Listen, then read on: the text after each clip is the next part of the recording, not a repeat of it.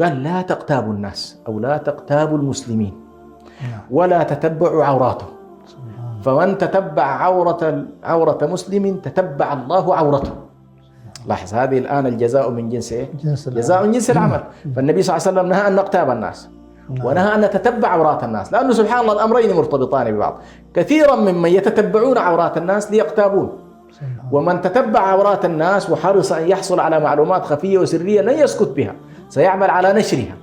ثم هذا النشر للأسف الشديد في السابق كان عبارة عن مجموعة من الناس تجلس في مائدة أو تجلس في مكان ما ويتداولون الأمر، ثم عن هؤلاء ينقل عن خمسة عن خمسة.